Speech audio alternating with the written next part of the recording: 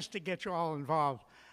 Even more involved, can I have a show of hands of how many people are already Brookline CAN members? A lot of you, but I want to talk to the ones who aren't, and I want you to talk to your friends about joining Brookline CAN. I'm the treasurer of Brookline CAN, and now also their webmaster and database manager, and so this is the commercial portion of the program. Since it's a free program, you have to sit through the commercial. Let's talk about what the Brookline CAN has done in the past. We are primarily an advocacy organization. Our main advocacy group is the Livable Communities Advocacy Committee. You notice I said that without stumbling, which is hard for me to do. Frank Carroll, who named it, I told him that only an academic or a bureaucrat would name it something like that, and he just ignored me. But we meet with town officials, we meet with business people, we meet with everybody that we can get to talk to us and hear what they're doing for seniors and what we want them to do for seniors. And sometimes they listen to us and sometimes they don't. We engage in all forms of advocacy, and if you're interested, you can join us. Very recently, some of this is old news, this is very new news. In the November town town meeting, we are sponsoring a warrant article, which essentially is to get town governments and planning agencies and everybody else who has to do with seniors to pay attention to our needs. So many, where the senior population in Brookline is about 20% right now and growing. And we think that the town should be considering our needs in all of their planning, and many of our needs are the needs of other citizens as well. So we'll see how that goes. We run a monthly newsletter. I said I was the webmaster, and I put together a website that I think is interesting, and I hope you agree. We have an age-friendly TV program. Matt Weiss is the host. You'll never see me on it, but I'm helping with it. And that's something you could get involved with just too. We have, almost by ourselves, with some help, joined 2 age-friendly cities programs. Early on in 2012, we were the first age-friendly city in the World Health Organization's program. And in 2022, or 2024, we joined a similar organization sponsored by AARP. Now, doesn't this sound like an organization you'd like to be part of? You can. Make yourself heard. Take part in the advocacy program. We don't require membership for you to attend LCAC members' meetings, but we encourage you to join if you come to more than 1 or 2. And the fee, which we keep very low, sponsors things like this. I'm always looking for help with the website. Matt is working on social media, and we could use help there. The communications committee writes and edits the monthly newsletter, which goes out to about Carol, is it 9,900, about 1,000 email users and a small number of print users for people who prefer to get it that way. All of it's free. And we're looking for a public relations person. You may have noticed that this meeting didn't appear in Brookline.news. And that's because nobody sent out a press release. And we would love to have somebody who would take on that role, in addition to doing our monthly book reviews and movie reviews. B. Michalecki, who died in June, was running our PR program, so we really need somebody to replace her. Program and event planning, like this. There's a lot of work that goes into these things, and the more people we have, the easier it is on everybody. So I encourage you, if you're not already a Brookline CAN member, to join Brookline CAN, and if you are a Brookline CAN member, talk to your neighbors, get them to join. There are a lot of former Brookline, we lost a lot of people during COVID, and we'd love to have them come back. So that's the end of the commercial, and I'm going to introduce Matt Weiss, our Master of Ceremonies. I'm here. You see, the expertise is there in this stuff. What I do is get up and talk, ask questions, and involve people. And that's what I'm going to do here. We have a lot of other people that are really saying things. I'm here to introduce them. I'll introduce the first 2, and they're pretty important. They're the co-chairs of this committee, of the steering committee for Brookline CAN, and that's, yes? You don't hear me? Got it.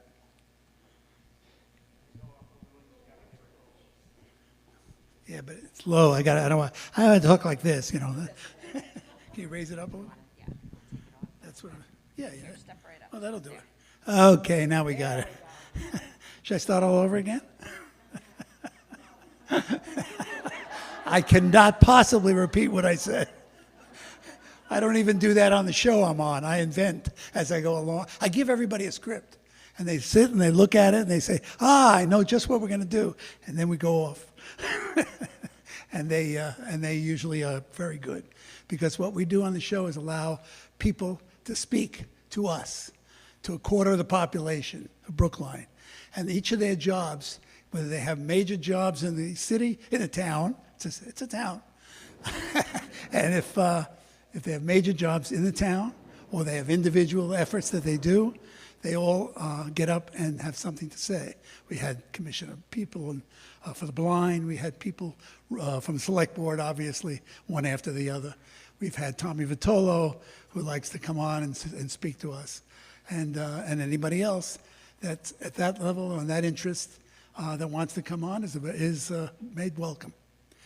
Here, it's Brookline CAN. We make everybody welcome, as John said, and especially the people that are the co-chairs, Emily Williams, who's also the director for the Council on Aging and director for this place, the Senior Center, and we owe her a lot. And then we have Ruth Seidman, and Ruth Seidman is a co-chair of the steering committee. And these two people, and I'll say since the pandemic, because that's really when everything started to pick up, and Ruth took over when we lost Frank Caro. And she came up and has picked up the responsibility and carried it forward. So before they thank anybody or say anything else, I'll thank them. Okay. Why don't you come up and take over? Is that good? Or do you want more? Emily? I'll come up. Emily Williams. Sure. Right? And Ruth Seidman, you're going to go. You want to go next? Okay. It's yours. Thanks, Matt. Hi, everyone. Good evening. Welcome. My name is Emily Williams. If you don't know me, I'm here to represent Brookline Community Aging Network, as well as the Council on Aging and Senior Center. And I'm not used to standing out like this. I feel like I should sing, but I'm not singing.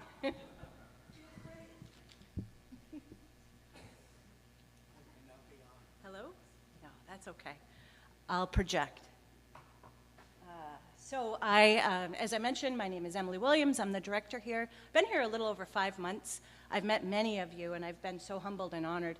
And I'm so thankful to be a part of the Brookline CAN. It's been around for 15 years, and it's done incredible pieces of innovation and advocacy for older adults, as well as families and caregivers, and transportation over the years. And we're going to be sharing some of those successes. You can see them in your program booklet. There's a timeline. We kind of highlighted a couple of the ones we're most proud of. But today we're really here to be together and to share where the future will be, as well as to reflect on the past.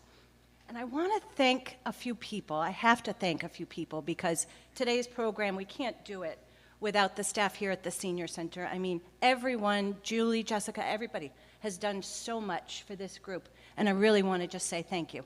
It doesn't happen overnight. So thank you.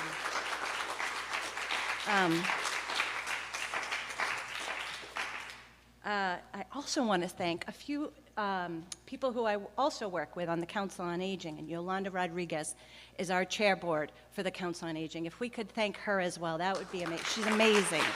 Thank you. And Betsy Pollock, I think she is somewhere. She was here for a minute to say hello. She is our foundation chair. She has done incredible things for our board, with our board, to fundraise for the Senior Center. I mean, she was here. She's been the chair of our foundation for over 30 years, I believe. That's significant when you start advocacy and activism in your 30s and your 40s and you continue for that long. I mean, when you think about it now, I mean, that's something that we can all achieve in our personal lives. And there's a lot of changes going on, as you know, in the government sector, and we need to stick together and be cohesive in whatever front we have as our funding changes. May not look so good, I'll put it that way. Again, none of this was possible without the dedication of everyone here. The members, the volunteers, the future volunteers. If you're curious about this group, I really encourage you to sign up and become a member. It's very affordable, and what your contribution does is it makes you a member. So there's value in becoming a member for $35 a year, and you can always donate a little more, which goes back into the programming that we offer on an annual basis to our members, and that will change going forward. We want an active membership because we have to be together to create different programs that create awareness and advocacy in Brookline. And that's also with our community partners, the Goddard House, Jewish Family and Children's Services, Hebrew Senior Life Center Communities Brookline, and many others to come. So stay tuned on what that will look like as well. I think, Ruth, you're up. That's all I wanted to say, but thank you all for being here very much.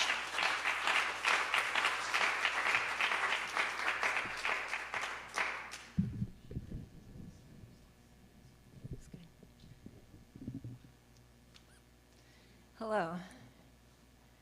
It's wonderful to see all of you here tonight.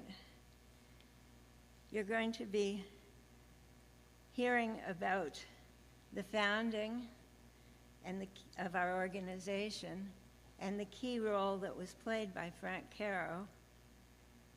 As Matt mentioned, can you hear me now? After the great loss of Frank's passing, I moved into his position as co-chair of Brookline CAN. At that time, I told everyone that I could never replace Frank, but that I would always be inspired by him and by his compelling vision. As you have seen on the program, our theme for this evening is 15 years of achievement, reflecting, celebrating, and moving forward. We will continue with our ongoing activities and programs, and we're now planning for new ways to increase support for the important work of the Brookline Senior Center. You'll be hearing more about that soon. We also hope to bring in new members who will share in our efforts with their ideas and concerns. As you have heard, Brookline CAN is led by the steering committee. Tonight, we would like to recognize Janet Gelbart, who has recently completed her term on the committee.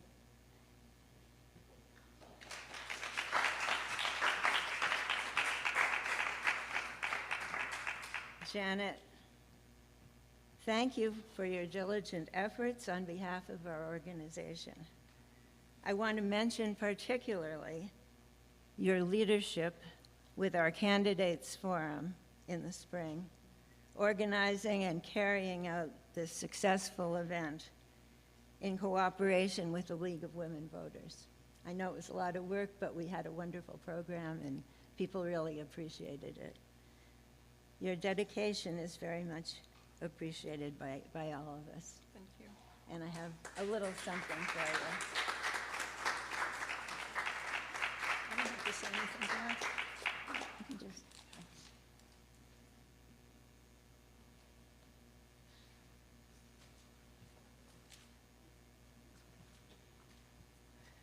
So, I am a department head for the town of Brookline. I oversee the Council on Aging and Senior Center. One of my colleagues, his name is Tim Driver, who couldn't be here tonight, oversees the Recreation Department. And we are partners in crime together, I will tell you. There's a lot of intergenerational programming that we both offer. And as a part of that, the steering committee and I nominated him for the Frank Caro Award this year for his service to the older adults in town. And I wanted to share a little blurb. As I mentioned, he couldn't be here tonight because he's down in Florida at the annual Recreation Conference. So he's learning about even more activities and programs to offer local communities at a very reasonable fee, I hope. So the Recreation Department is over in Ellis Street, which is in South Brookline, but they have, as we all know, parks and ballparks and all kinds of fields throughout the town, and they have a fleet of vehicles, and they take our older adults on trips. And it's a very affordable fee of $7 per person, and the driver is our new recreation contact. She's one of our representatives on our Council on Aging board. Her name is Cadence, and she's a little spitfire. She's got a lot of energy. I think I have energy. She's got even more, and she loves seniors. So we're very proud to have her on the team for the Council on Aging. But what Tim has done over the 1+ years he's worked for the town is he's collaborated with us and with other partnerships, other nonprofits that serve older adults, to sponsor town trips. They sponsor local senior-specific programs and general promotion of the services to seniors. So some of the seniors that go on their trips, they may not come here, but they share about what our social work department does, our transportation does, and all of our other services we offer the community. Our department is actively, as he says, our department is actively participating in long-range planning. I don't know if you've seen the Fisher Hill project that will soon be decided upon. Well, we partnered to make it a community center, an intergenerational Monday through Friday plus partnership with older adults as well as younger people. And that's part of his strategic long-term planning initiatives. Together, our two departments are currently serving older adults, but also thinking of the future. As we continue to grow, I think, John, you mentioned over 20% of the town is age 60 plus. 2035, that won't be 20%. It'll keep going up and up and up and up. But together, we're doing some long-range planning to really support the residents in town. Both of our departments are planning programs on site at the senior center. For those of you who don't know, the Brookline Adult Ed, that's been around for over 100 years, did not close. Instead, it was absorbed by the Recreation Department, which is wonderful. And what they'll be continuing to do is offering programs throughout town for all ages of the residents here, which is wonderful. They're very high-quality programs, and Ruth Ann, correct me if I'm wrong, they've been here since the beginning, which means quite a bit to the residents. And lastly, he wants to ensure that the rec department is coming to the seniors instead of the seniors coming to them, and that's through communications and advocacy. So he's on our side, as well as coming for programs outside of the lines of Brookline. Additionally, the rec department looks for your input. So if you have any suggestions for continued programs, please let me know, or Julie know, or one of the staff, or the rec department themselves. But Tim Driver is this year's Frank Caro Community Service Award nominee. So thank you, Tim, in Florida.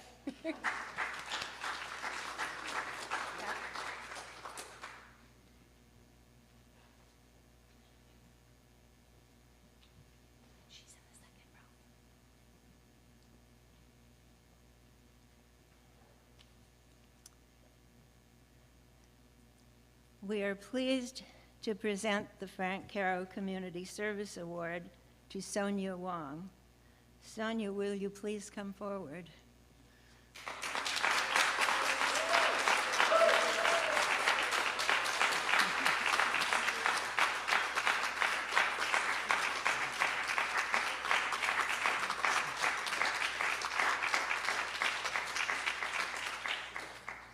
I can see how popular this one is. I don't even have to say all of this.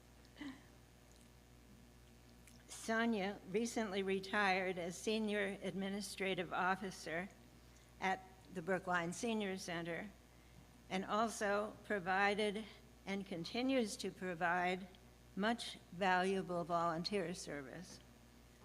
As a Shine counselor, she offers health insurance information and assistance to those eligible for Medicare and their caregivers.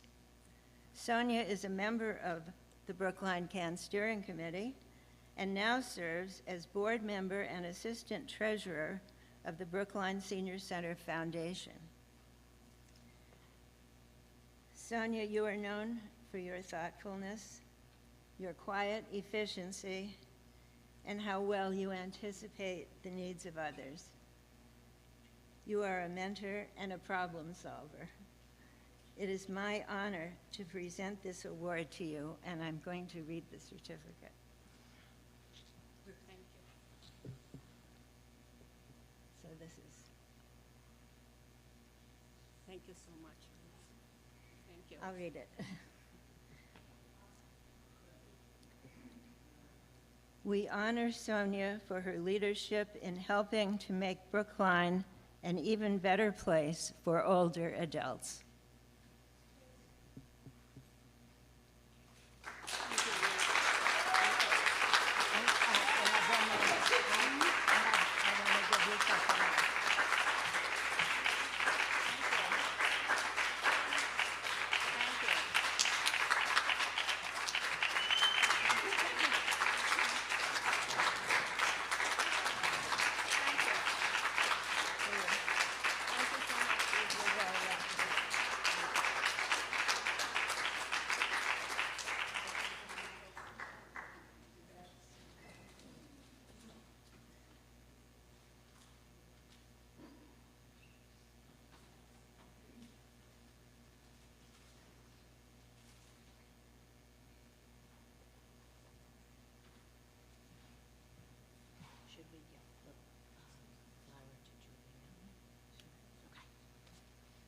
So we're going to break away from the script for a minute.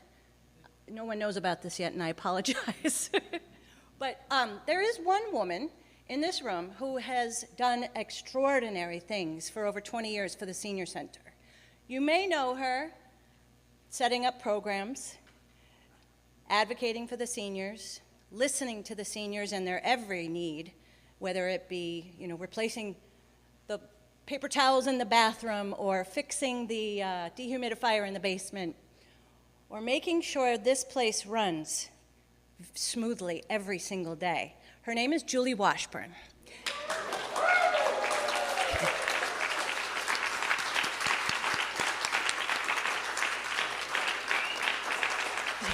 Come here.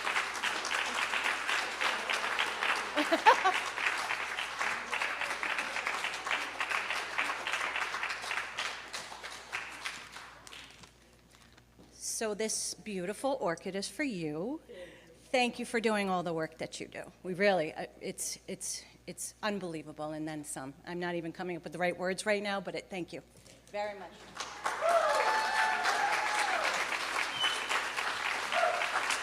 Okay.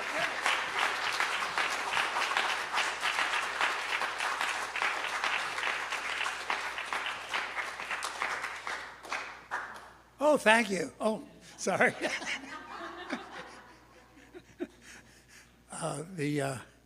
The program, the keynote speakers, you're going to hear about Brookline CAN from the beginning.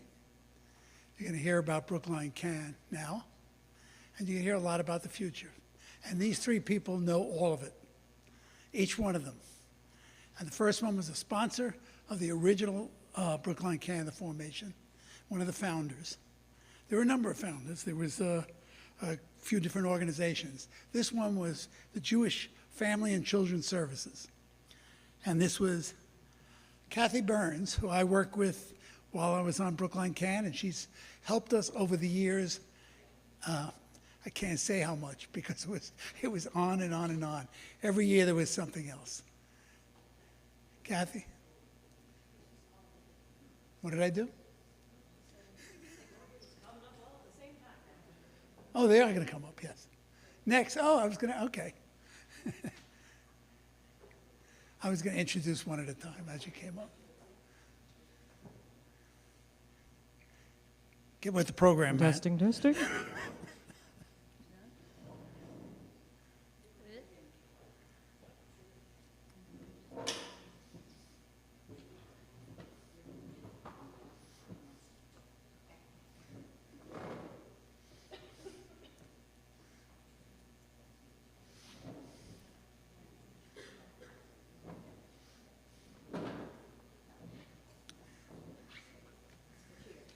You know, I almost feel strange saying their names and introducing them. Everybody knows them, I think, but I'm going to do it. The next person would be Carol, I'm going to introduce. Carol, as you may know, Carol, she's into everything in town. And then some. She's also a steering committee member. She's also the chair of the Communications Committee that was asking for help from everybody here, if they can join it. She's also, of course, a steering committee member, and she will discuss the organization. And then we have the founder. I can't say, there's so much I have to say about that I can't say it. Ruth Ann Dobek, and it's so nice to see her. And she,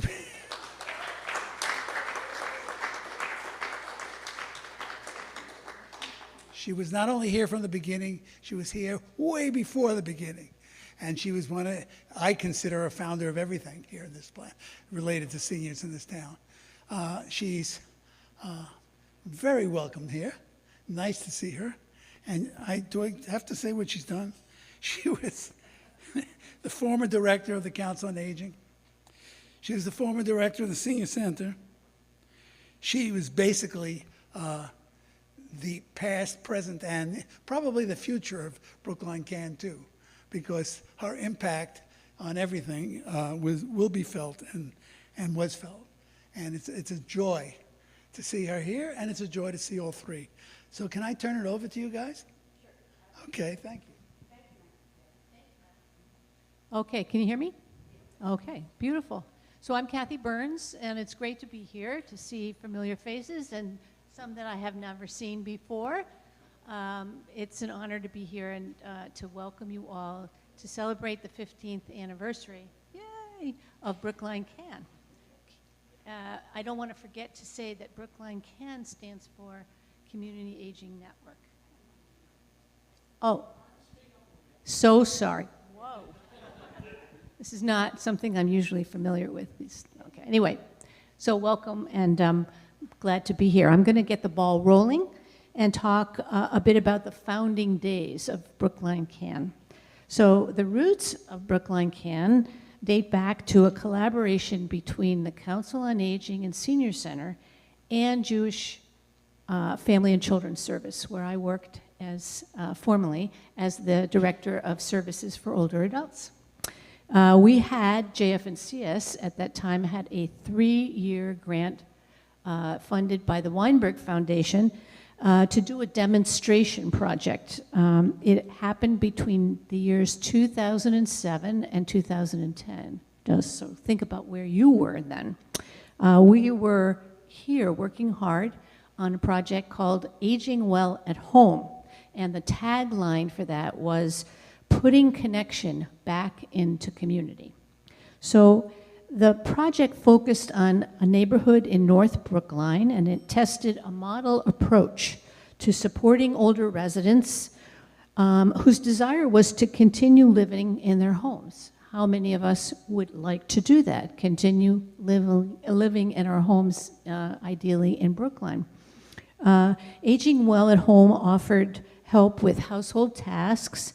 We fostered connections among residents, and we provided an educational forum called Envision Your Future. In 2010, JF&CS, along with Ruth Ann, who was the director of the Senior Center and Council on Aging, and a few other interested people, met at Frank and Carol Caro's house in North Brookline. Oh, it was fun, because I already knew Frank. I'd been in touch with him about the work we were doing, and he, as many of you know, was really interested in the notion of volunteerism and combined with continuing to live in the communities in which we live. So we met, and we decided to expand the Aging and Well notion to a town-wide initiative. And so that began to emerge. And we wanted to focus on how to move forward with efforts to expand on creating neighborhood supports to help people remain living in their homes. So we started with 3 kinds of events. One, we invited people in, residents, to talk about what do you think about aging in Brookline? What do you think you might need? What interests you have? So we mined sort of the resident community. We also spoke to experts and asked them, well, what do you know about other aging well kinds of initiatives in other communities? And then we also brought together people and said, will you join us? Let's get something going. And from there, we developed a steering committee. So the very important thing I want to say is that the key to the formation of Brookline CAN was the commitment of the founding organizations, Jewish Family and Children's Service, the Senior Center, Council on Aging, Center Communities of Brookline, and Goddard House. From the very, very beginning, the focus was on a strong reliance on existing community resources and multi-generational civic engagement and volunteerism. These were things that Frank Caro was passionate about, and he shared that passion and with us in creating Brookline CAN. So the idea was not to reinvent the wheel, but to strengthen and expand existing resources. And one of those incredible resources, of course, was the Council on Aging Senior Center. So we recognized that the older population represents multiple generations. If you think about, if you start with 60, for example, and go on up, we have 3 generations, 2 or 3 generations, when you hit 100 and beyond. So the idea for our endeavor was to look at these various generations and their needs and their interests and their capabilities. So the vision was to cast a really wide net to include and extend beyond people who were participating in the Senior Center.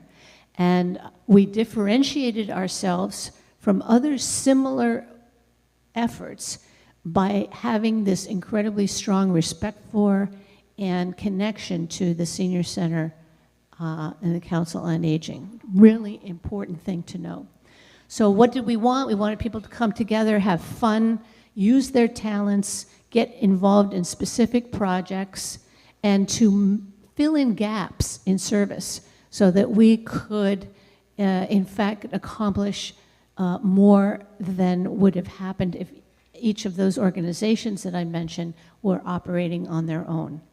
How many of you, we've used the number before about how there's about 20% of the population that is age 60 and older. Do you know how many people that represents? Anybody have a clue? Close. So it is 12,000 now. In 2000, excuse me. Excuse me, I stand corrected. All right. So yes, in 2010, when we started, there were 10,000 people age 60 and over. Now it's over 13,000. And the point I want to make is that Frank, his vision, and we shared it, was to involve all 10,000 people.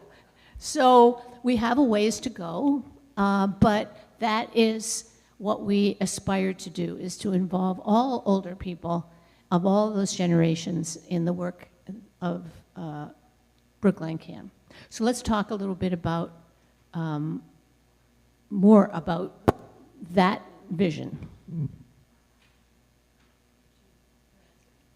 Well, I'm going to pass it on to Carol, who's going to talk about the accomplishments, but I would just like to second what Kathy was reflecting.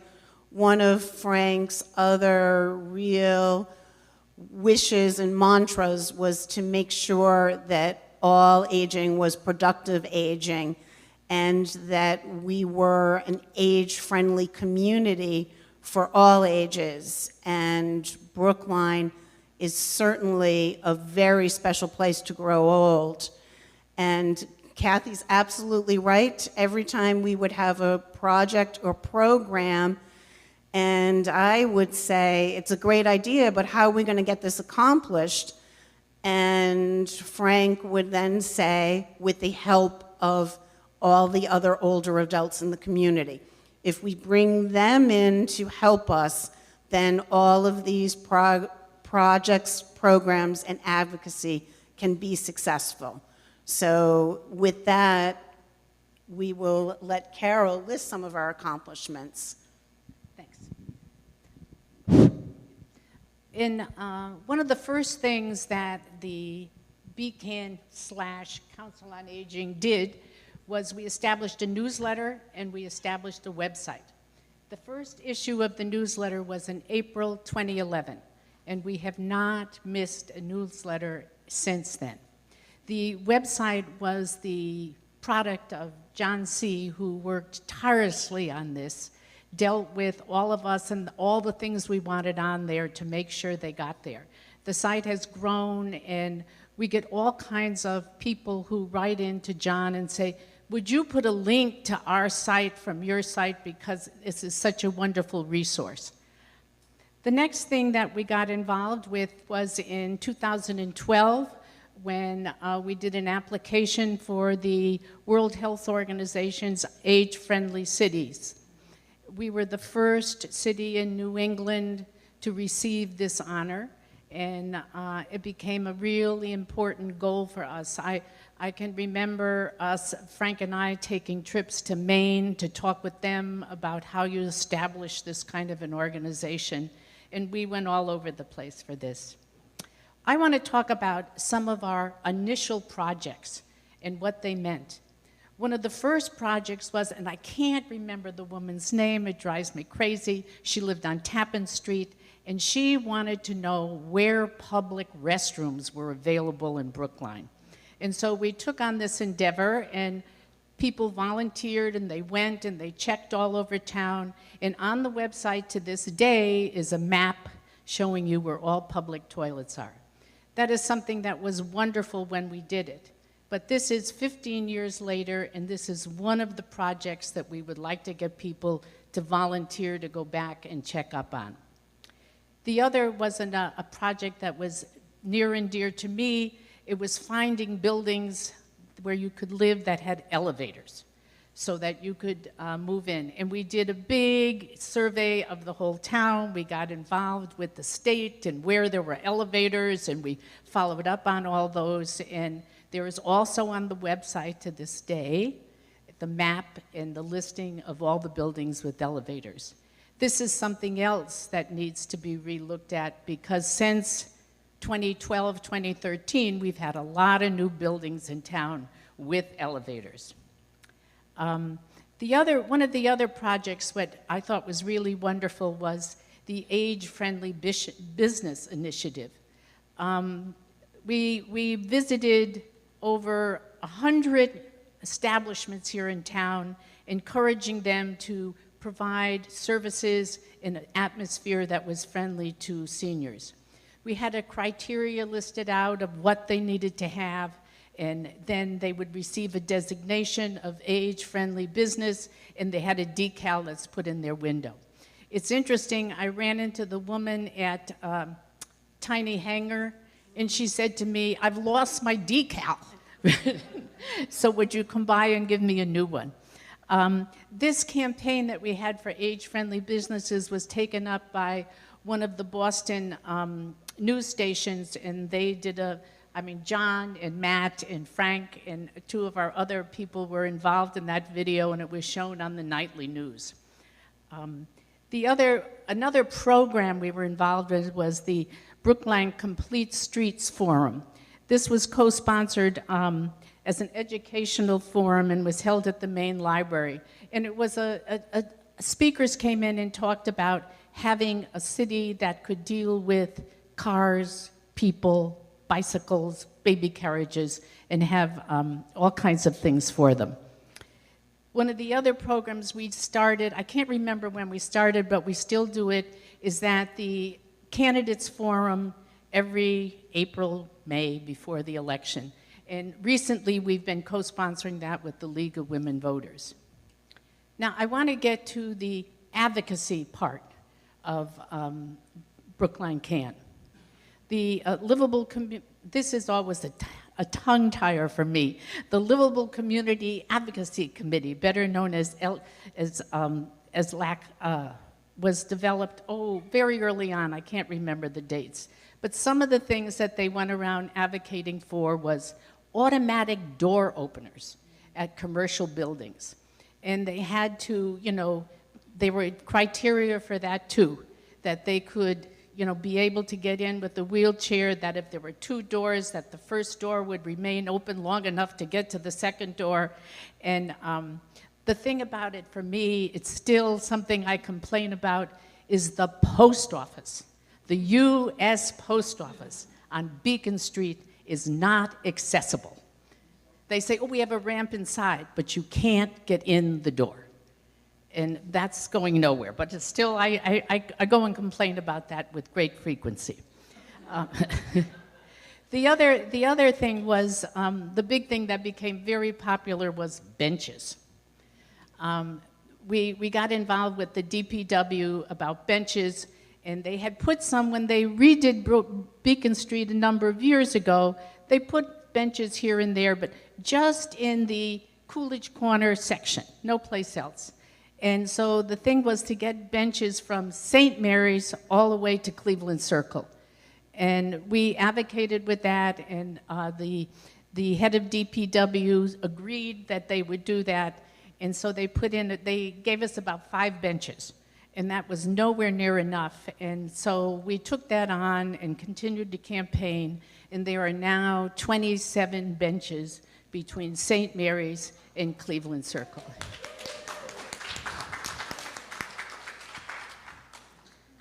The other was something also very near and dear to my heart, because it was where I closely lived, and that is as I refer to it, as the parklet at John and Green Street. If you lived in that neighborhood in North Brookline, it was really a rubbish dump. It was filled with cigarette butts and trash, and there were 2 benches that if you sat on, you were guaranteed to get a sliver where you don't want a sliver. And we worked with Brookline CAN worked with the Erin Galentine, who was head of DPW. She wasn't head of DPW Parks, I think, at that point. And if you go by today, it is a beautiful little parklet with 10 cherry trees that bloom in the spring, and they're rhododendron bushes. And a neighbor's family who lived in the condo on the corner of John and Babcock, they contributed money for the furniture in memory of their parents, because they used to love to go to that park. See, there's more. One of the things that I particularly like, because in one of my previous lives, I was a community organizer. And Brookline CAN got involved with public housing residents on Longwood. And they had complained about the sidewalks being broken, it was hard to walk, and I think they got some kind of grant, didn't they? Yeah, it was Kathy, to train them and how to organize and this, and they did, and they got the town to fix all those sidewalks. So it was, it was a win-win for the sidewalk business, but it was also a win-win for the residents to see that they have a voice and they should use it. Oh, here's another one that you're all going to sigh over. Bicycles on sidewalks. This was another thing that we were very interested in here in Brookline CAN. And, we also went through with the scooter demonstration, if you remember that. But the bicycle on sidewalks, finally the Transportation Department, the Transportation Commission set up a pedestrian advisory committee, and one of the things they worked on was implementing the vague rules on bicycles on sidewalks. And if you'll notice, when you're crossing a crosswalk between St. Mary's and Cleveland Circle, there's a sign saying, "Walk your bike." So monitoring that has not been as successful as one would hope. The other was, I used to refer to them as the snow groupies. Whenever there was a snowstorm, there was a group of people who would go out in Brookline Village, Cleveland Circle, Coolidge Corner, and Washington Square and checked to see if the merchants had shoveled their sidewalks. And if not, they would report them, they would take a photograph and send it to Brookline online. And then DPW or somebody would go out and get them to shovel it. And that was good, but now there was a warrant article brought to, I forget the year of that too, but it passed, and now there is new rules and regulations on when the sidewalks have to be cleaned, and it's no longer the DPW just doesn't going out if there's a complaint. They go out and check after a snowstorm themselves. Okay, I mentioned about the Pedestrian Advisory Committee, and I'm sure there's about a half a dozen more things that I have forgotten about. But I guess what I want to say that this organization has done dramatic things that we should all be proud of. And we've done them as citizens, not as some of us were office holders, but not all of us, and worked on this. And we need to continue this advocacy and this dedication to improve our lives here. I know after Frank died, I rambled around in my condo for 3 years, and I finally decided I can't deal with this anymore. I mean, it had 10 or 11-foot ceilings, and I'd have to hire somebody to change a light bulb. And I thought, this isn't for me. So my original notion was I would go to some place like LaSalle Village, or my sons are in New York, or I would go to New York but then I decided I can't leave Brookline, that this is where I want to be. And so I'm now a resident of Center Communities of Brookline. I live at 1550 Beacon Street, and it's the best life you can imagine. Thanks.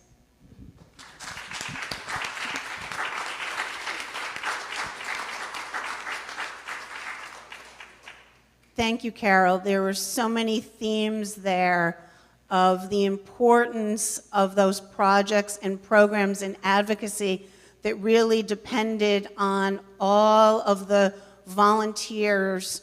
There's only so much that the Council on Aging can do with its small budget and staff, and is really dependent on the voice of the seniors. The other theme is always that these projects and programs don't go away. Very few, you can say you put the bench up, and even that, in 20 years, those benches will need to be replaced. So many of our projects and programs are ongoing and need that new inspiration. The third theme, which you just hit on, Carol, is what makes Brookline such a special place to grow old. And it has some levels of the community, you, the participants, the citizens, but I got some inspiration. Has anyone heard of what a blue zone is? Blue zone is the study of where centenarians live all across the world and including in America. And there are 4 elements of the blue zone. And these 4 elements are what contribute to Brookline, why we're an age-friendly city, and why Brookline can make such a difference. And I'm going to leave you with one from this Blue Zone study that will add 3 to 4 years to your life expectancy. Hold on to that thought for a moment. The first in the Blue Zone is, again, about healthy eating, making sure that you have access to good food. And look at Brookline. We have the wonderful farmers market on Thursdays in season. We have Trader Joe's, we have the H&M, we have Star Market, we have Stop and Shop. We are not a food poor zone. We have wonderful restaurants. So our food needs are met, and that really is number 1 in these blue zones, healthy eating. The second is movement. Not just exercise that's prescribed, but daily walking. We found in our studies, guess what? the number one mode of transportation for older adults is walking. This is what makes Brookline, again, I'm going to say, a blue zone. Our older adults have access, again, to these restaurants, food, and by living in a town that's walkable. The third is right up Frank's alley about productive aging. It's people who have something to look forward to, something to contribute, something to do. Those people, they're now finding by studies, add 7 to 10 years to their lives. If you have a sense of purpose and connectiveness. This is what Brookline CAN has to offer the community and to people. The fourth element is something that we all learned about COVID and will be no surprise: social connection, community, feeling part of something, and having the supports of the whole community. Again, COVID taught us that we really need to walk with each other and be our supports. And these four elements exist in Brookline. We're an age-friendly community. I would say we're a blue zone, and we need some assistance by all of you. Okay, you want to hear the easy thing that you can take home that will add 3 to 4 years to your life? Eat more beans. The now studies are saying beans, any kind, inexpensive, plentiful, may slow down your social connections, I realize, but we'll deal with that later. Recent studies said eating a serving, a cup, 3 to 4 times a week could add 3 to 4 years of your life. That's your fast tip for the day.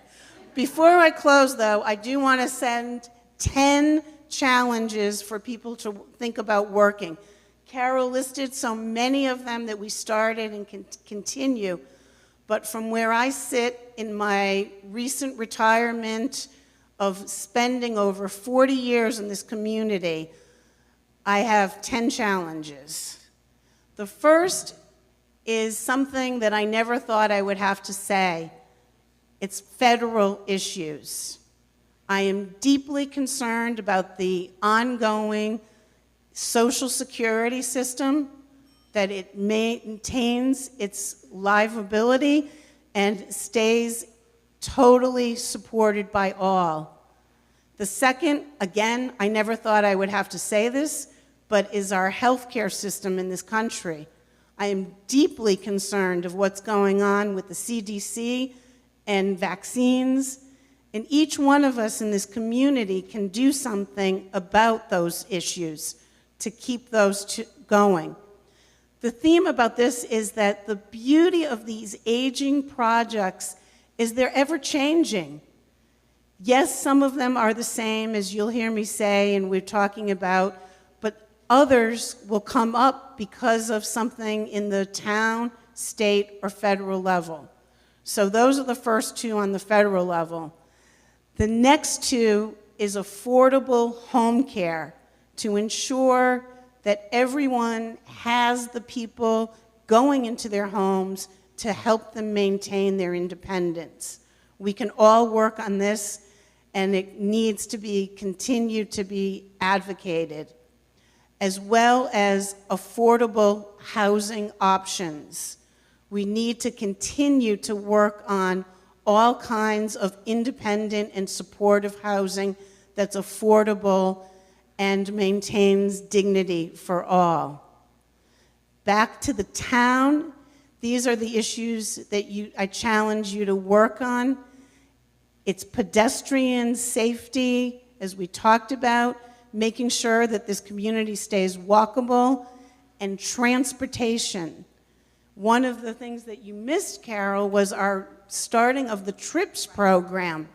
That was one of the grants that Frank and I worked on together to get the TRIPS program funded and to maintain. Second to walking, we need to have good access to medical appointments, to all the activities that keep you engaged, so that transportation. The last three are very specific and local. If you are interested in any of these, please join Brookline CAN and get involved. As we mentioned, there is a resolution for coming up in front of town meeting. This will ensure that our voices are heard. We are 20% of the population, 13,000 strong, and many times we are ignored. Many times the needs of other constituencies beat out the older adults. This resolution will ensure that all of the town prioritizes older adults. And with that, I need to mention advocating for the Council on Aging budget. We receive only less than 1% of the town's annual budget. And that is a tough road ahead with all the cuts that are coming, and need everybody's voice to lead it strong. And the final one that's coming up is what Emily mentioned, working with recreation. If there's going to be a project on Fisher Hill for community, we need to make sure that, yes, the needs and the desires of the older adults are met in that facility, that it's your programs, your pickleball, your activities that you find important are part of that. And that's how all the voices can be heard. So again, I hope this panel has given you some of the history and thoughts about how to spend some of your productive aging time and energy, and I hope that you will join us. Thank you.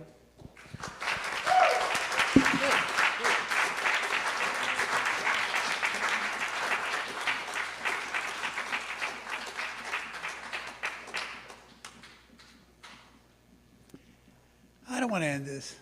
I want you guys to keep going.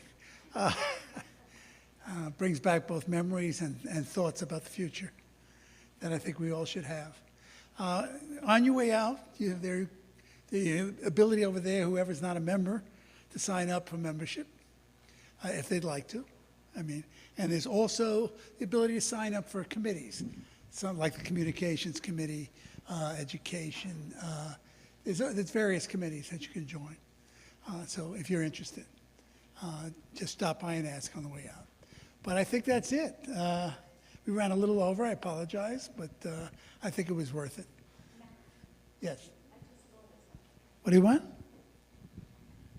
When Ruth Ann was mentioning all these things that you can be involved in, I thought of one more thing. The town of Brookline is always looking for members for commissions and committees. I was approached by somebody in Green Space Alliance who said, Carol, why don't you apply to be on the Park and Recreation Commission so you can ensure that seniors are represented? And, you know, I did that, and I'm now on the Park and Recreation Commission. And every park that we talk about redoing and something, I want to make sure the sidewalks are wide enough that somebody in a wheelchair will have access to that park, that there are benches scattered around, that even in the children's area, there should be a bench for grandparents to be able to sit when they bring their grandchildren. So I advise you to look on the town website to see what commissions they're looking for and be the elder representative on that commission. And by the way, members are not restricted by age, upper or lower. I'm going to call it a night. Thank you, everybody.